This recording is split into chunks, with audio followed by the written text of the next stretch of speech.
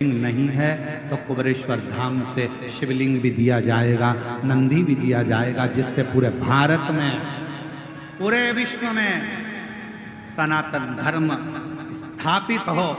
गांव-गांव में जैसे अन्य धर्म के लोगों ने छोटा छोटा अपना केंद्र बना रखा है, हम कुबेरेश्वर धाम के नाम से कोई दूसरा केंद्र नहीं बनाएंगे, पर तुम्हारे दिल को कुबेरेश्वर धाम बना देंगे और तुम्हारे गांव को कुबेरेश्वर धाम बना देंगे। हम कोई दूसरा केंद्र नहीं बनाएंगे। कोई हमसे पूछे क्यों गुरुजी, क्या आप छत्तीसगढ़ में कुबेरेश्वर धाम का केंद्र बनाओगे, क्या महाराष्ट्र में बनाओगे, क्या उत्तर प्रदेश में? कहीं नहीं बनाएंगे। एक ही जगह बहुत है, मायका एक ही ठीक है, 10 मायके नहीं करना है। बाप का घर एक ही बहुत है, उसी घर से पूर्ति हो जाती है, तो 10 घर क्यों?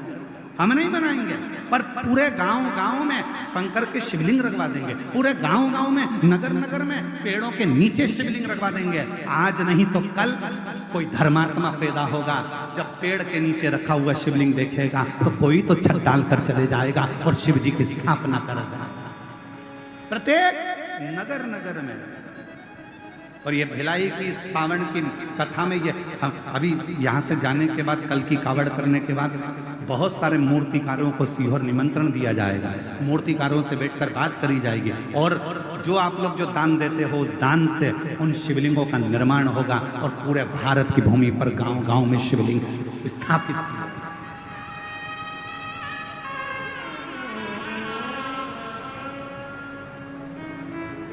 और जब जब एक लोटा जल चढ़ाओगे, वो कहते हैं ना, जैसे पेड़ लगा दो बेलपत्री का, मरकर चले भी गए ना, तो तुम्हारे हाथ का लगा हुआ पेड़ की बेलपत्री जब टूटेगी और शिव जी को चढ़ेगी तो उसके पुण्य का एक फल तुम्हारे भी अंश में आएगा, तुम्हारे भी भाग में आएगा। तो वो पुण्यता अपने साथ में।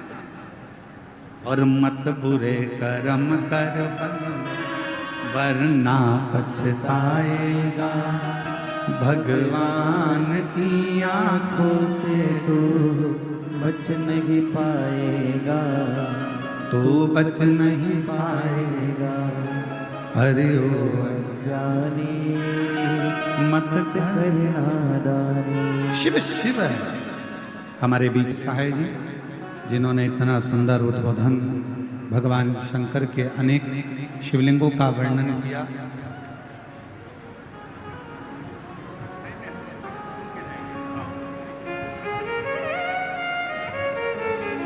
बड़ा सुंदर भाव से छत्तीसगढ़ के प्रत्येक शिवालयों का वर्णन आपने किया। और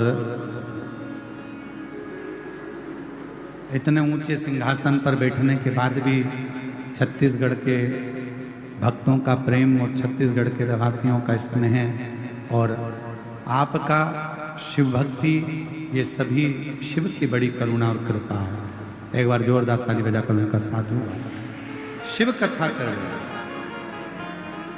भगवान शंकर का पवित्र चरित्र कर। तारकासुर के तीनों पुत्र तारकाक्षा से पूछकर कहा कि मेरा कोई बैर किसी से।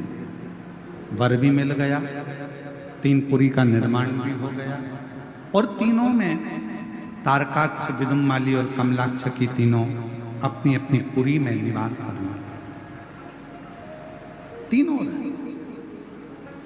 शिव महापुराण की कथा कहती है, भगवान शंकर का चरित्र कथा है, शिव तत्व कहता है, भगवान शंकर का पावन चरित्र वर्णन करता है कि तीनों ने निवास।